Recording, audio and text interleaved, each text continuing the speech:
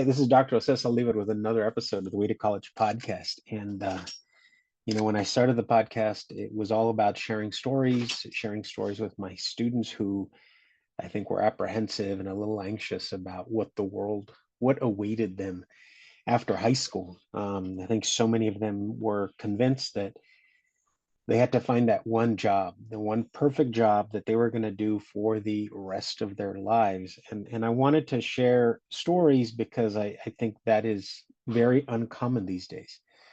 Most people will change jobs multiple times. Some take a while to figure out what it is that they want to do. And throughout my journey as a podcast host, educational consultant, what have you, faculty member, I've met I've met countless people who are doing amazing work.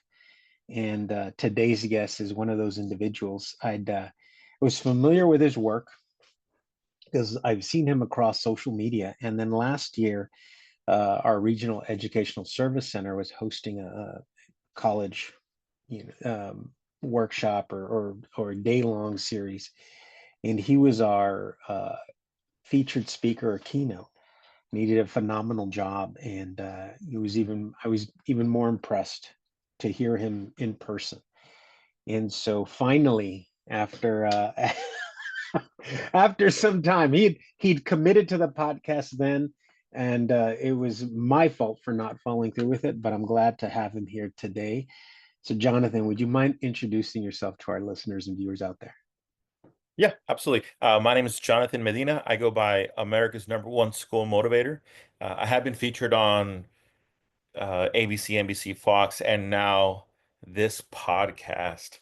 Um, but uh, done over like 2,000, 3,000 events, some crazy numbers, over 1 million people reached live in audiences. Have a couple of books. My student leadership playbook went to #1 bestseller. I think the other day I shared with you that I have one coming out. I'm actually, if I look to my left, I can see the edit pages of the a book that should be coming out in a week or two on mentorship. But now I'm probably most proud to say that I am a husband and a father. Those If you hear me speak, I'll sometimes will share that was my big old dream, and not just old because I'm losing the hair in the back of my head. I think you're a little bit farther ahead of me, Joe, but I'm sure I'll get there. My dad has hardly any hair, so I'll get there eventually. But You uh, might you might be lucky. My father has a full head of hair, and I'm so jealous because I it skipped him, and I'm the one without the hair. But I do Jonathan, get the thank benefit you. of being tall, so I get to hide it a little Oh, there bit. you go. Yeah, Yeah, no yeah, one there really you noticed go. it. Yeah. And for our listeners and viewers out there, if you've never met Jonathan or if you've never seen him speak in person, yeah, he is a rather large individual. So yeah, just to put that out there. And I think larger than life, and love the personality, but today I've invited him on because I want to hear his story. Yeah, and I know he shares his story throughout a lot of his speaking engagements, but you know, I wanted just to create a space where it's sort of that's what's on the table is let's get into his story and how his story has kind of shaped the work that he does today. So, Jonathan, my question that I always open with is if you had to identify a starting point for your educational journey, where would that starting point be? The starting point for me definitely goes along with I'm in middle school and I get a vision. I had already started going to school, and maybe some of the good propaganda of the world told me that if I wanted to change my life, education was a big going to be a part of it. But I still had not actually seen what it was like. I hadn't been exposed to it. And I referenced this story in my book that I'm about to publish in a couple of weeks. But I go on a college visit through a program called Gear Up. And I remember what it was like. The bus drives up to the campus. I see how green everything is. I see the kids with their backpacks. They're on their way to class. And we went to go visit Texas A&M, I believe. And all of a sudden, I have a vision that I could be just like these students. I saw it, I dreamed it, I imagined it, and I made it part of my identity that that was what I was going to be. Um, and so even though life takes a ton of huge turns right after that, it still always started with that spark of going on that first college visit. So that kind of gave me that vision of really having higher education as a goal. Jonathan, thank you for sharing that. Whenever, I think a lot of folks can relate to that. A lot of folks will talk about that moment when maybe they participated in a Gear has certainly changed the lives of thousands and thousands of students around the country.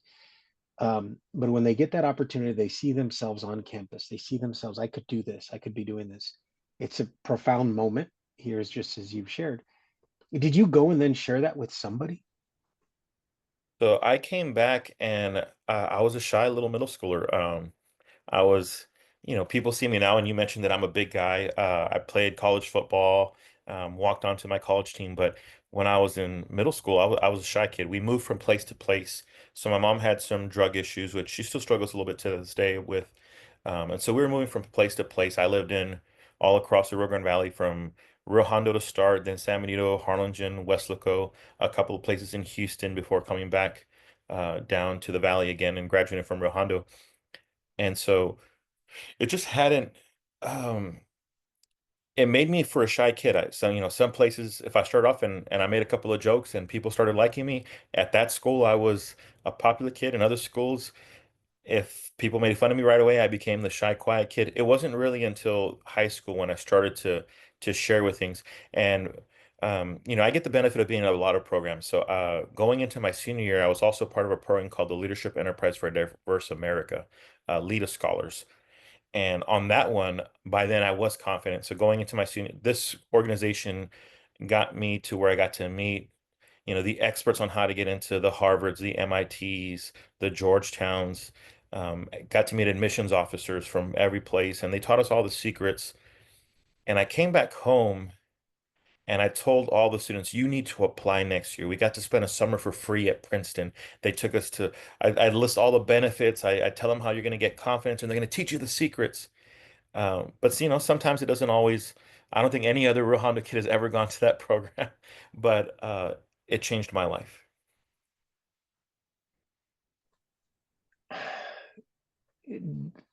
Anytime, anytime any student comes back and this is a common narrative, and I don't know if this is the case for you, confirm or refute this, but was there support for you? Did you feel like, okay, everybody around me is supporting me, they believe I can go to Princeton or MIT or what have you? Did you feel like, okay, I've got the support, now I just need to apply? Yeah, so I absolutely came right back to my counselor, walked into the office, told my counselor, here are the 11, 12 schools. Because that summer program leader, they told me you got to apply to 12 schools, have a combination of some safety, some like, semi reaches, and then some like home run level reaches. And so I come back and I give my high school counselor my list. And just like you would want it to be, my counselor tells me that I'm wasting her time. She actually Wow. tells me that I'm wasting her time, the school's resources, and I'm wasting my own time. That I probably wouldn't get into those schools. And even if I got in, I probably wouldn't make it once I got there. How And did I you remember do? walking out defeated. I mean, I had my shoulders down, heads down.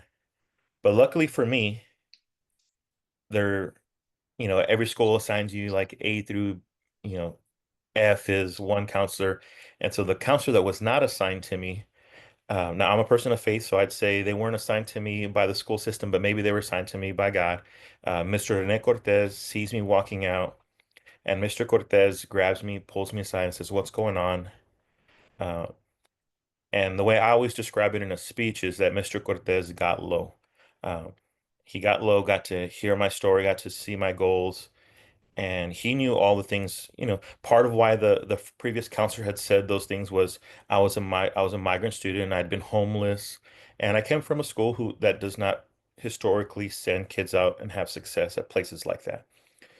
So I don't think that she was trying to be negative or mean. She just was trying to protect me. But I had dreams up here, and that moment it felt like they were brought down. But Mr. Rene Cortez came in, told me he believed in me, and over and over and over going throughout the process, junior, senior year, before this moment had even happened. He had always kind of been that guy that always just seemed to have a belief on his shoulder that he wanted to pass on to all the students. And so during my senior year, even though he wasn't assigned to me, he became that person that became my cheerleader, that mentor that helped me on the moments that I didn't even believe in myself. Wow. Yeah, you weren't kidding. It sounds like Mr. Cortez, yeah, the fortunate, I don't know, call it fortunate, call it karma, call it faith, right?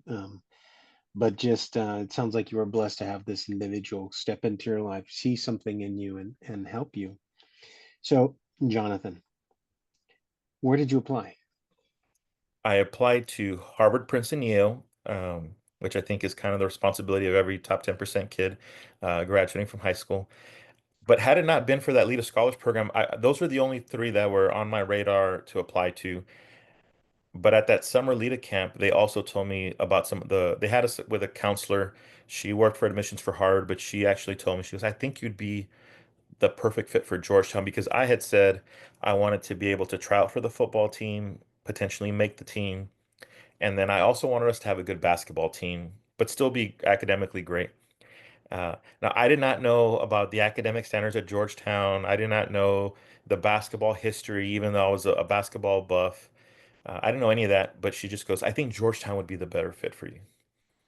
Um, but I had all my senior year, I was an athlete, and I had Princeton calling me every week. I had letters in the mail from all these other schools. And then all of a sudden, none of them give me a scholarship. None of them invite me to be a football player after all, even though Princeton called me every week. So I applied to Harvard, Princeton, Yale. I applied to Georgetown, to Boston College, and then the Texas schools that I applied to were Texas, Rice. Uh, I didn't finish the application to Baylor, but they still went ahead and sent me a denial letter. And then I also applied to Texas A&M. And so, when it came time to making the decision, where did you go? Georgetown University is where I decided to go to. In transparency, I did not get into Harvard, Princeton, Yale, but I got into Georgetown. I got into Boston College. At that time, of course, there was the automatic acceptance to all the Texas state schools. I believe I did not get into Rice, and that same Lita Scholars Program paid for me to go visit Georgetown, go on campus, and everything was confirmed there while I was there. It's like, oh, this is the place for me. Now, earlier you shared that this counselor, your assigned counselor, said, even if you get in, there's a chance you're not going to go. Did that doubt creep into your mind? Oh, absolutely. It creeped in my mind when I opened those letters that said no. It creeped into my mind every time that I felt like I was having to study harder than the other kids. In college, it creeped in my mind as a football athlete when I show up and I was way smaller than the other players that played my position. Um, sometimes that even still creeps in my mind to this day. If I really felt it, I think sometimes, I don't know who all of your audience is, but if it's a counselor out there or someone of influence over students trying to make this decision, uh, you may not even know it, but these are probably going to be things that these students remember forever. Mhm. They'll remember, just like I said, that counselor that didn't believe in me. And then, I never say the name of that counselor because for just to not be mean or anything, but I will gladly praise Mr. Rene Cortez everywhere I go. I'll praise Coach Guzman, Coach Cavazos. I'll praise Coach De La Rosa, all the people that believed in me and did things to help me follow that belief. Wow. Wow. So, Jonathan, you said that doubt crept into your mind, and yet you persisted. You went to Georgetown. What was that like for you coming from, for our listeners out there, right? You said Rio Hondo, graduated from Mhm. Rio Hondo. And so for our listeners who maybe aren't familiar with South Texas or the Valley, um, compare Rio Hondo to Washington, D.C., home of Georgetown. Uh, so in Rio Hondo, yes, I was a poor kid, but it didn't feel that bad because the whole area of South Texas kind of considered the lowest either the lowest income, the lowest cost of living place in America.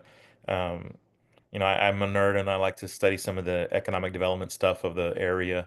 But also while I was at that Leader Scholars Program, I remember they put on a documentary that showed, oh, even in Detroit and the slums of New York, and then they made a little clip of the Rio Grande Valley, and I went, oh, I never had saw the Rio Grande Valley as being a lower income area.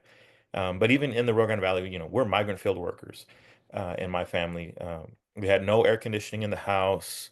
Um, you know, the cars that we drove had no air conditioning, anything like that. And I get to Georgetown, where basically every kid is the richest person from their neighborhood in the world. My next door neighbor was a Prince. Down the hall from me was a Kennedy. Uh, I'm hearing, football player teammates of mine talk about how, you know, their dad is the vice president of the bank, and not like the vice president of the local branch, like VP nationally. Kids have Wow. their own planes. I always tell a story of, you know, I had my two free bags on Southwest from Southwest Airlines. Rest in peace that promotion.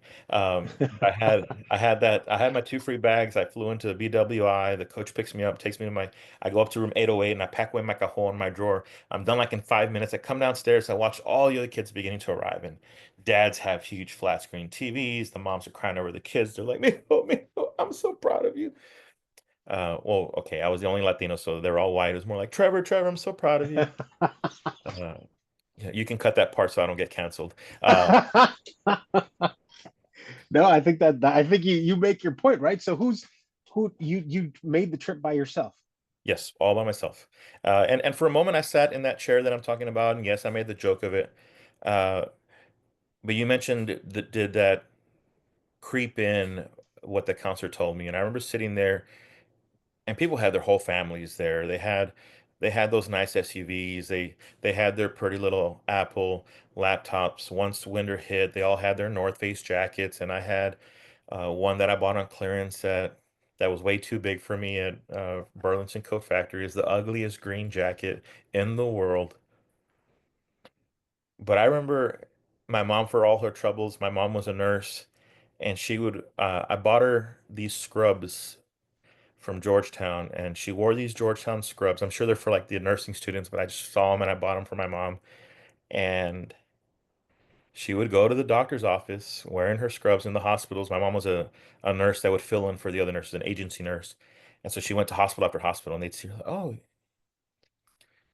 do you know someone that went to Georgetown? She was like, my son.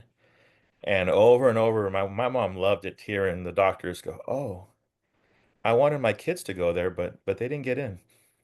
And so my mom, oh, the doctor wanted the kids in, but my son's in Georgetown. Uh, but after a year, all those things, that first year, it really it crept in hard on me. I didn't feel like I was good enough. I didn't feel like it was the right place. I missed home. But after that first year, I realized, students are students, whether I have an Apple laptop or I have the cheapest one they sell at Walmart, whether they have, Blackberries back then that turned into iPhones during when I was there, or I had the free phone from T-Mobile. It didn't matter. We all were trying to figure out how we can finish school, make our parents proud. Uh, and then you had the question at the beginning of the podcast of what we were going to do next. Because I went to school at a time when I think it was '08 was when it crashed, the economy. And so all my friends who had the fancy internships where they were going to get, bonuses, all these banks went away and they lost their secured future at that time. So all the way back in '08 to now, it's always a question of what these students are going to do after they go on to the next level. Wow. Jonathan, periodically when in these interviews, I'll ask folks to give advice. And what do you this is we are in the season of colleges are ramping back up. Freshmen are making their way onto campus in the coming weeks, if not already. And what would you what advice would you give somebody? What piece of advice would you give somebody that maybe you wish you knew when you were getting there? aside from like, the number one thing I think that students, I work in the college market a lot, so I know that they struggle with their identity is one of the major things, whether it be regional identity of where they're from, whether it be a faith identity of what they've always been raised to believe in or and now are exposed to, whether it be the 100 different kinds of identities we have, right? Um, but I always tell people, take the good of where you're from, and some of those things, they're core to you. They will help you. You know, my grandfather only had that second grade education, but he taught me to luchar, which is to fight and wrestle. He would tell me in esta vida hay que luchar, and so it doesn't matter whether my grandfather only went to the second grade. Hard work can be applied to any student. And then there's other things like I would say, when I go speak at colleges for orientation, I use an acronym called WIN, and the W is welcome. And so I say, go welcome new things, go join clubs, go join organizations. And I actually always say, go to at least 7 events in the first couple of weeks, whether it be a club that you might have joined, whether it be, the first football game at the university, whether it be, going to the new church group at the university, a Bible study, whatever it might be, but go to 7 events. And when you go to 7 events, that starts to help to build that identity for you. Um, and so if you don't start getting connected with the university and start getting it that, oh, I am a Georgetown student, I got the benefit, I was a football player, so I'm forced to go to, you know, 7 different meetings just on football in the first day that I got to university. But essentially, it's very important to get those first 7 events in so that way you can start to build that identity as, oh, I'm a Georgetown student, I'm whatever university student, and I belong.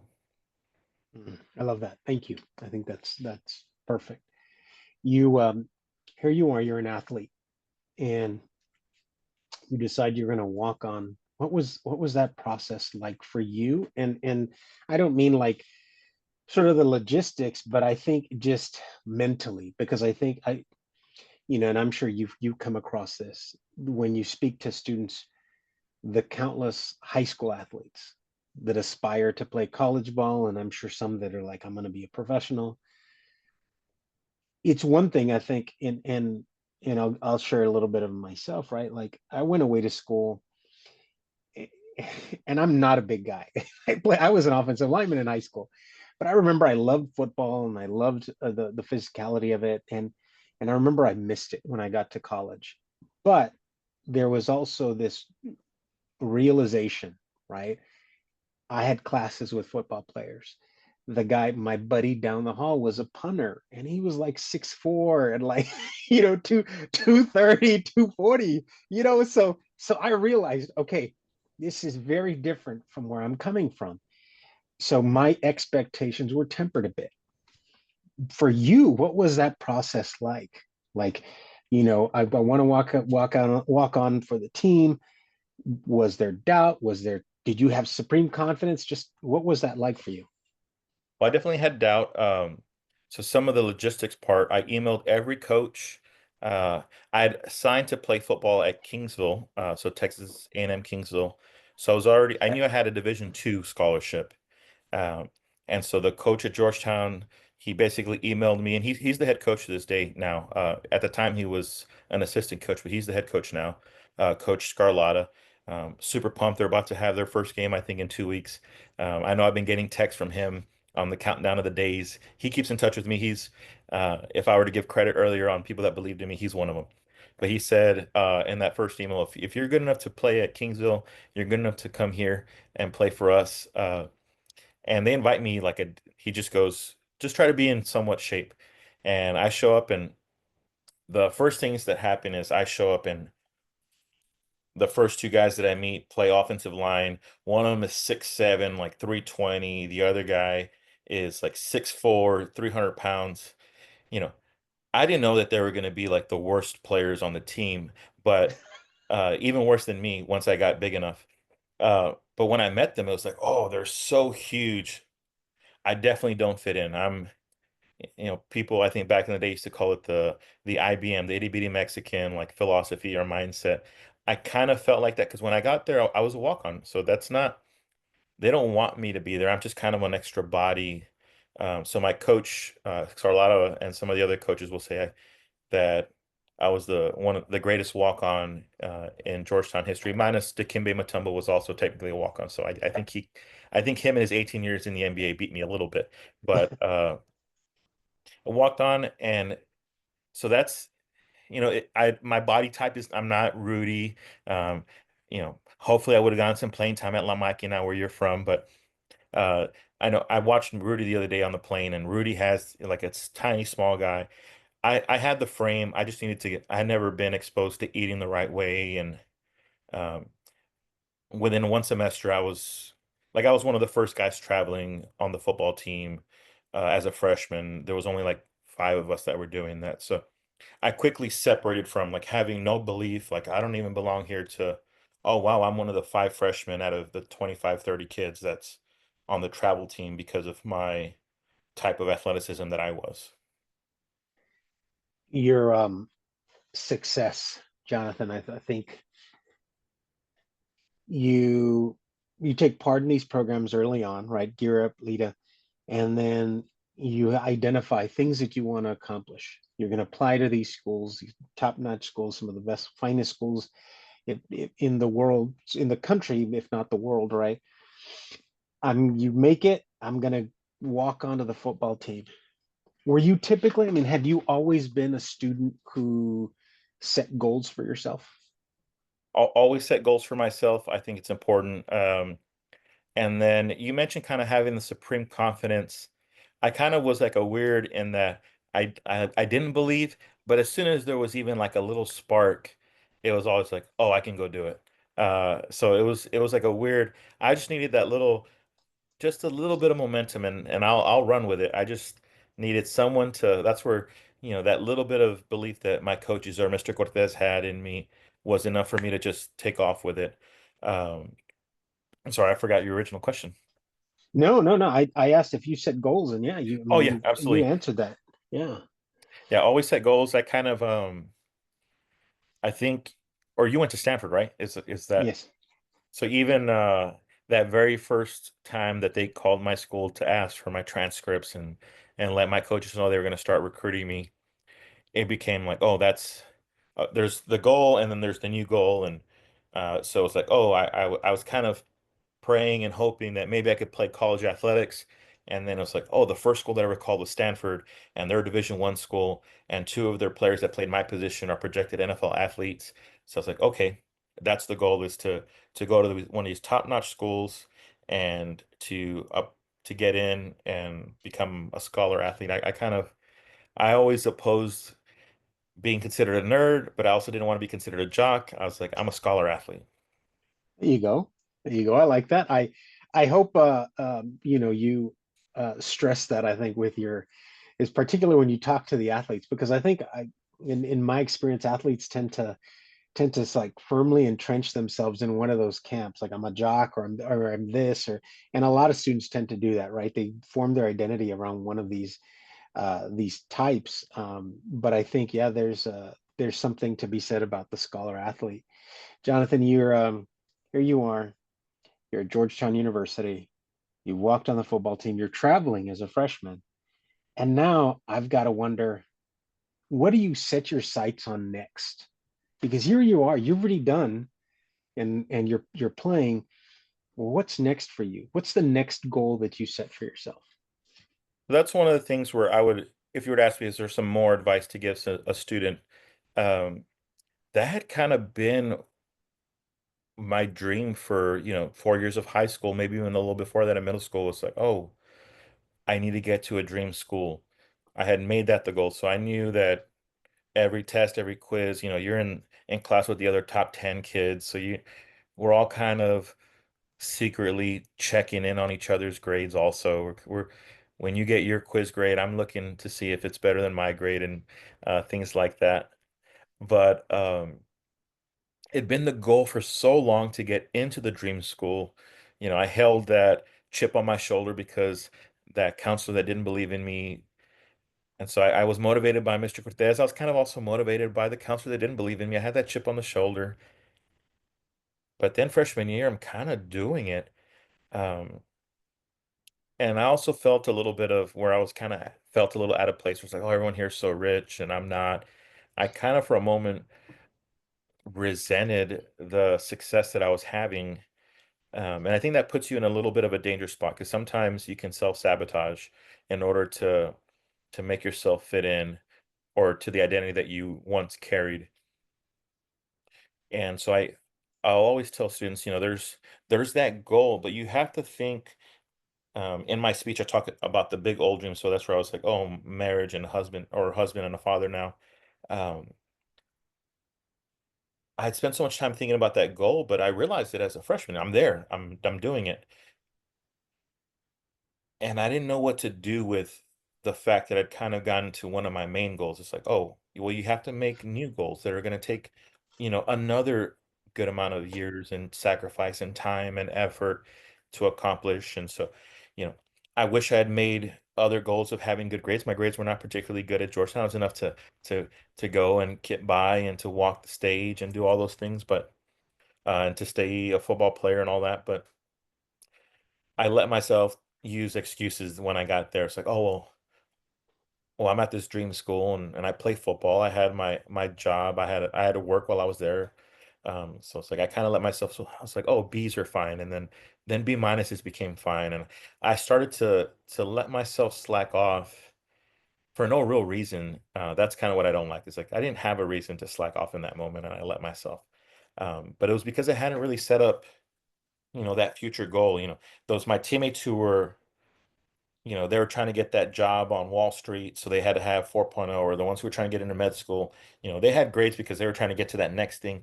I hadn't really figured out what my next thing was.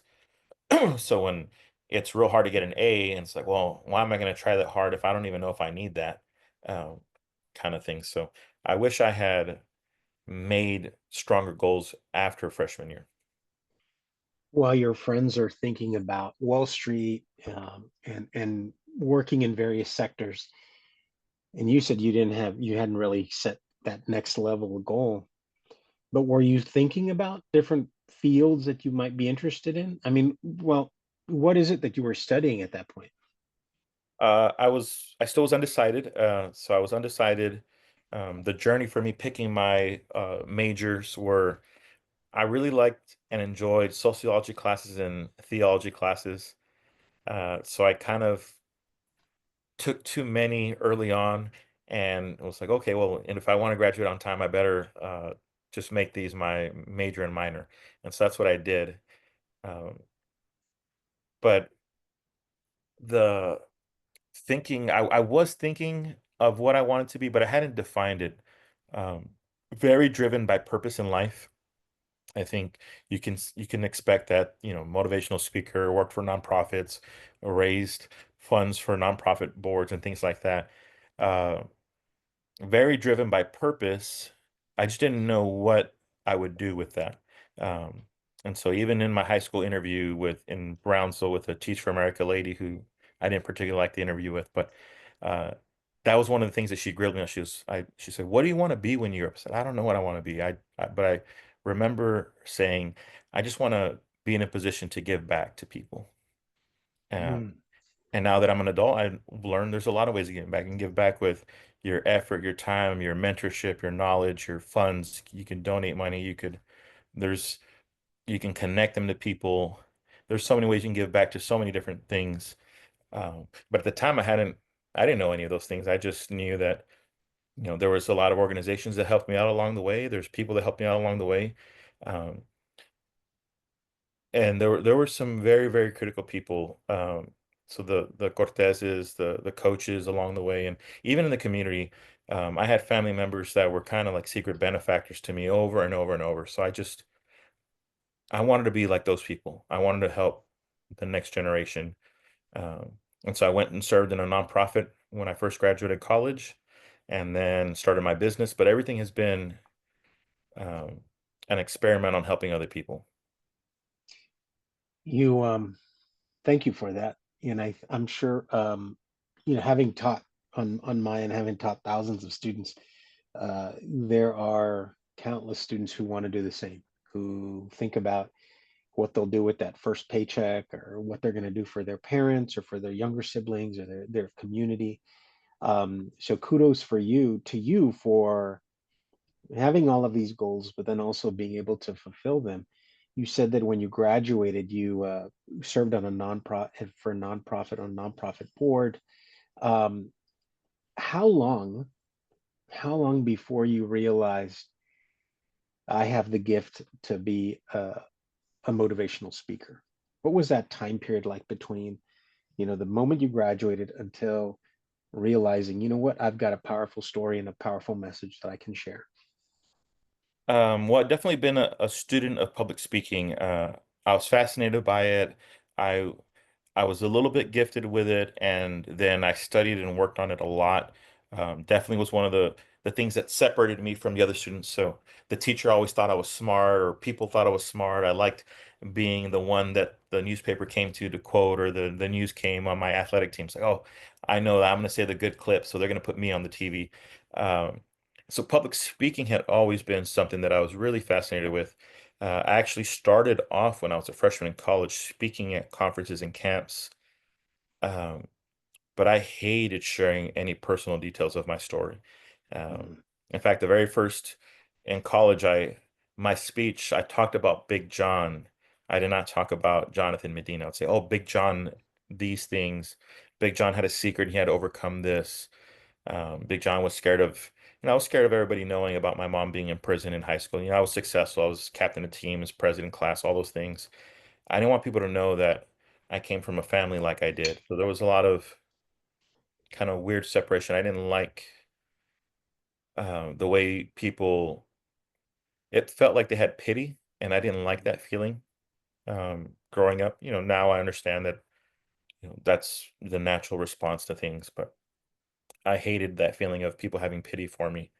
Um, and so I just never told people. And so when it became to speaking uh, in that nonprofit, I spoke a lot. It was a Christian organization and so I could teach you a nice little Bible study lesson, very good at that. But I never shared a lot of my personal story until a mentor of mine, I was just texting with him a few moments ago before I came on, but a gentleman named Keith Davis brought me or started asking me questions about my life, and he said, "Oh, well, you should be a speaker. There's not a lot of Latinos out there. It'd be great for Hispanic students to see an Hispanic male share their story." It's a black gentleman, and he asked my boss if I can go with him to San Antonio for a week, and I went and spoke at probably close to 4 or 5 thousand students in one week, and with him, and he kept whispering, and I would kind of just brush. I'm like, "Oh, and, you know." I did these things, and my parents went to prison, and I still did it anyways, and I persevere. And he'd be like, "You got to speak deeper, tell your story more."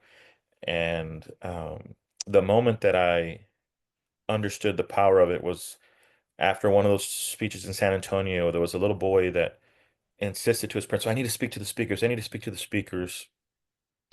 And I had only brushed upon my story a little bit, but and Keith has two Rose Bowl rings. I think he was undefeated against Stanford when he played, but he played at USC. I'm just bringing that up for no reason, Jose. Uh, I won't hold that against you. he played at USC during the time when they were super awesome. And the other speaker that day, there was three of us. The other speaker won the national championship with Florida State when he was in college, and they both played in the NFL. And so I'm thinking the kid wants to talk to them. And as soon as the principal asked us if it was okay, he rushes over to me and tells me, "I'm motivated by your speech. I'm the second oldest. My mom died 2 weeks ago of a drug overdose, but I know that I can be a leader in my family, and I want to make an impact and show my siblings that I can be successful, and so can they." And in that moment, I realized it's not whether Jonathan Medina, me, whether I wanted to share my story. It was about the impact that it makes for others. And so I started to suck it up and share my story more and more. And the business kind of took off. And I've gotten to see the impact that it's had. That there, at the event that we were both at, there was a little girl that said she had these dreams of going to a school like the ones that we got to go to. Um, She said she had never met anyone that made her believe that she could actually do it. Um, and so I'm gonna ask them at Region 1 ESC and their Gear program, well, who's this? I had a speaking event in the Valley, and they knew, so they said, oh, we're with this little girl. She just shared the story, and the director was crying, hearing it on the side. And so they said, oh, the boss is crying. The little girl just shared how at the last event you spoke, and she now believes that she can do it. Can you come say hi to her? And I just wasn't able to make it. I had a speech at the island. I couldn't make it back in time before their buses went home. But uh, I'll definitely be searching this year to now that school's about to start. Uh, Give her an autograph book, and I would like to go meet the young lady and tell her from my mouth that I believe in her. She can do it the same way that Mr. Cortez did it for me. Jonathan, that's a powerful story, and I'm sure you have countless powerful stories, right? Of where your story has left an impact and inspired and motivated, another young person to follow their own dreams. How many students would you say you've spoken to in It's your time? just the raw numbers. Just the raw numbers. It's it's over a million. I want to say it's probably over 1.5 million, getting close to two. Um, it's there was early in the career was doing a lot of school assemblies. Now we do leadership camps. We go deep with working with students. We'll work with them all year long or multi-year. So it's changed quite a bit. But early on, it was just, you know, 1,001 speech, and we do 4 or 5 of those in a day.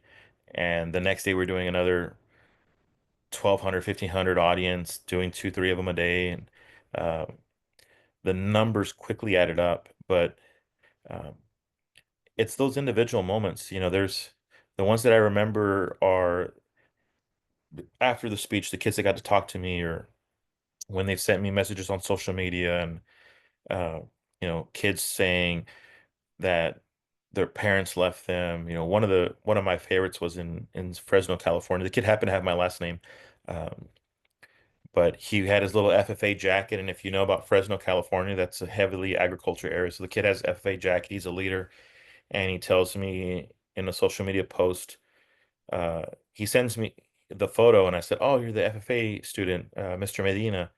And he's like, "Oh, you remembered me." And so, "Oh, yeah, you had the FFA jacket, and you had my last name, so of course I remember." And he goes, "Well, sir, I want you to know that I live in my truck. My mom kicked me out when she was 18, told me uh, that she wishes she had had an abortion. So as soon as I turned 18, she kicked me out of the house. And I'm determined to go to college. So I go and I sell vacuums door to door. I live in my truck." And I thought, if I get to go help kids like that, it doesn't matter whether it's in Fresno, California, in the Valley, or New York, all the places that we go. It's moments like that are the ones that I remember. Because it does stink to go on the flights and the hotels. And now after years, maybe we have some nice perks of going to so many, so you get some reward points and stuff. But it's still a sacrifice to leave the family to go to these places.